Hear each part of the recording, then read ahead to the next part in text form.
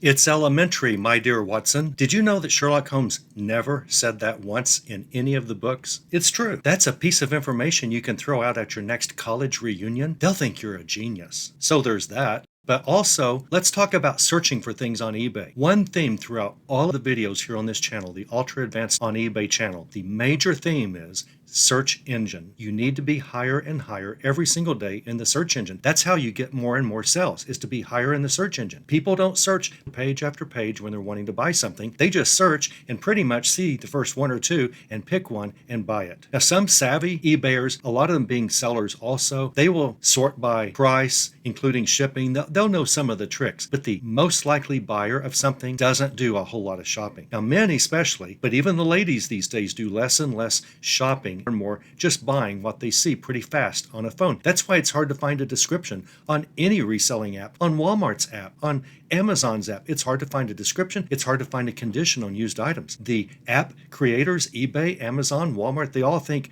they're not going to read them anyway. It doesn't really matter. And to some extent, that's true. We know the problem with that is when it's hard to find the condition of a used item, sometimes we'll be dinged with a return for something we didn't describe. When we did describe it is in the condition description. It's just buyers, even if they wanted to find it, it's pretty hard to find, especially on a cell phone when you're buying something. There are ways to get those strikes removed. If a buyer complains about an item not as described, we call that an INAD return. There are ways to get that strike off your record if you can show, I did state this in the condition. But the major goal of you as a seller is not to sell more items. The major goal is to get higher in eBay search. That means following the rules on your title, on your pictures. A lot of you kind of shrug off pictures whenever I tell you what to do. And I don't understand that. It really does matter. It will make you higher in eBay's and Google's search engine results if you do the simple things that eBay wants you to do and that Google tells eBay Google wants you to do. Google daily lists hundreds of thousands of eBay items. At eBay Open this year, a major revelation was given about searching, and also a major revelation was exposed about feedback and search engine placement. And I'm about to blow the lid off this.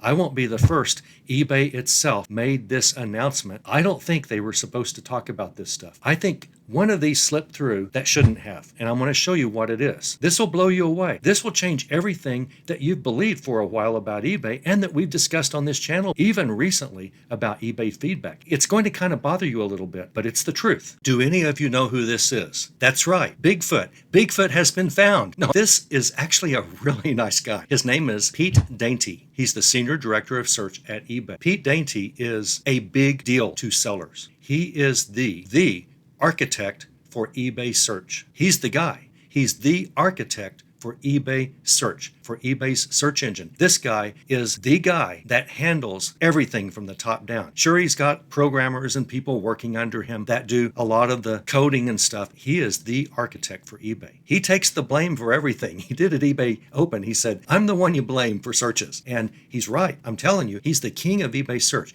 What he does with his job affects every one of us as sellers because he decides whether we get high or low search engine placement. Now, obviously, eBay decides that as a team, as a corporation. He can't just do what he wants by himself, but he generally is in charge of handling the search engine of eBay. He might be the only person on earth that actually knows pretty much the entire algorithm of eBay search. He made two major announcements just off the cuff at eBay Open a week ago in Vegas. Back to back, he says two things that I think are just stunning, and they do violate what eBay has said at eBay Open and on eBay's business podcast that used to be very popular. It's now over because Griff is retiring from eBay soon, and they closed down the podcast finally. That was a great podcast, eBay for Business. But Pete Dainty made a couple of statements, slips, I don't know, that completely violated what we have learned in the past from eBay itself at eBay Open and eBay for Business podcasts. And we're going to hear them right now. I'm going to play for you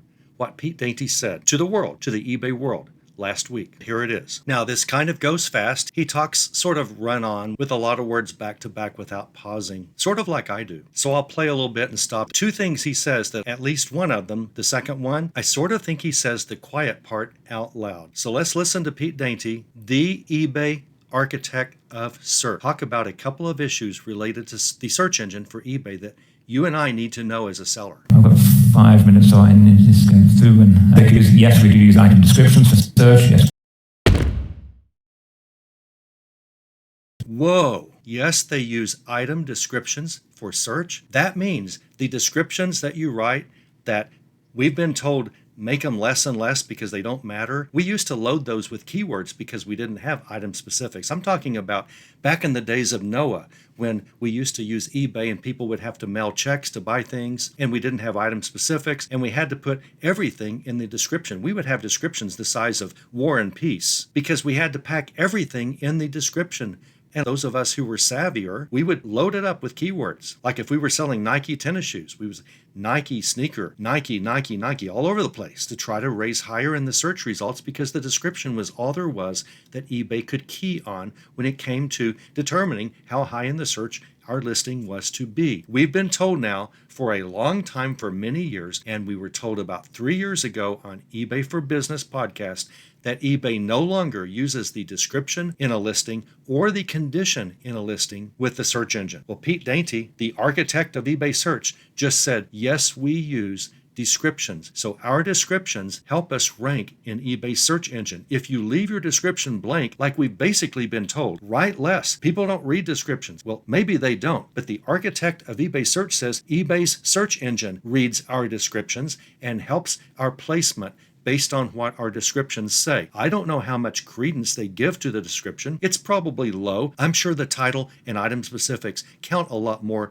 than the words in our description, but he admits the description counts. So if you've been leaving the description blank, if you haven't been talking about your item and maybe restating the brand and what it is and maybe a model number, things like that, you probably could rank higher in eBay search engine, could make more sales, potentially, given what he tells us. And his word really is canon here. It really is. Did eBay stop using the description for search engine ranking and then start again? I don't know, but all I know is right now, they use it, and that's what we need to know. So don't leave your descriptions blank. You will sell more things if you put some text in your descriptions. Write something reasonable. Write to your buyer. You know how you're supposed to talk to your buyer in the description or the condition field? Just like you're telling your friend about something. That's how you do it. You use the word you a lot. You're talking directly to a buyer.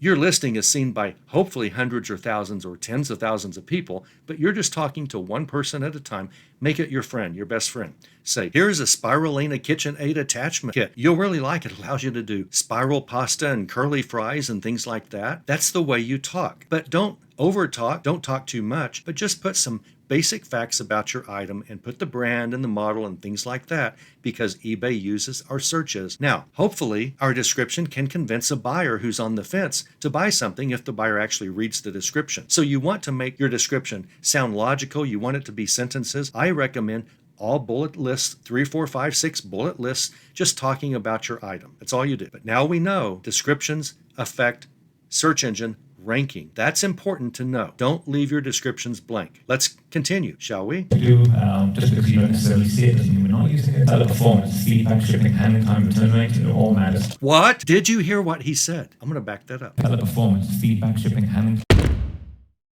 Feedback determines our search engine placement? Yes, it does. eBay's architect of search just told the world that his search engine, eBay search engine, uses our feedback to determine how high in search engine placement we go. That goes against everything eBay has said publicly for the last 2 years. eBay's tried to make feedback matter less to sellers because we're always bugging them when we get unfair feedback, and we should. It's not fair. eBay needs to protect our feedback if we deserve protection. eBay's gotten really slack about that lately. They're tired of messing with it, so they started telling us, don't worry about it. We're not going to use feedback anymore for search engine placement. If your feedback drops a little bit, we're not going to give your account strikes. Don't worry about it. And we're going, our buyers worry about it. They see 5 feedbacks that we didn't deserve, 5 negative feedbacks when we would otherwise be perfect, and you're not reversing those for us when we have through eBay messages proof that it wasn't our fault, that we did exactly what we said, that the buyer said we didn't do, and so forth. But it also affects our search placement. The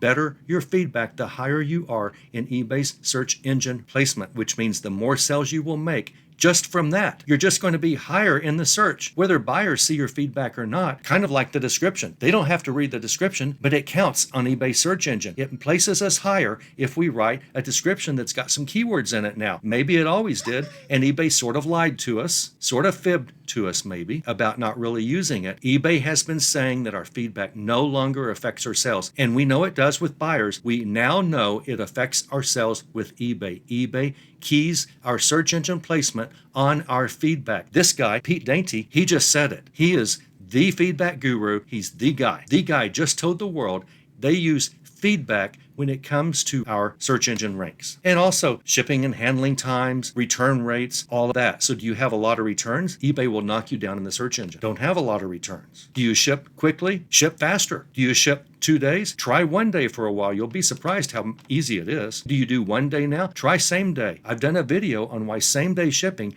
doesn't usually mean same day. It sounds horrible. It usually doesn't mean that. And Pete Dainty, the architect of search, just told us that your shipping and handling time, implying that the faster it is, the higher we get in search engine ranks. And we knew that. We knew that's probably something that eBay would take into account. eBay should. eBay wants happy buyers. But our feedback score determines also how high we are in eBay's search engine. And that goes against everything eBay said for the last 2 or 3 years, trying to minimize the impact of negative feedbacks on sellers. We don't like negative feedbacks. eBay says, don't worry about it. We're not going to worry about it. You don't worry about it. eBay just showed us that eBay worries about it. You should too. On the last video or two, one of the comments, reasonable guy, he said, feedback just doesn't matter anymore. It's not used by anybody. It just doesn't matter. And I kind of agreed with him, except I said, well, buyers do look at it. A lot of buyers do, not all buyers. But he was saying, who cares anymore? It doesn't matter. And I'm going, okay, I agree. I see your point. eBay says it doesn't matter. eBay just reversed itself, whether accidentally or on purpose. This guy who controls eBay's search engine, for the most part, he just said feedback matters. So we need to start taking feedback more seriously. All of a sudden, this little tiny tidbit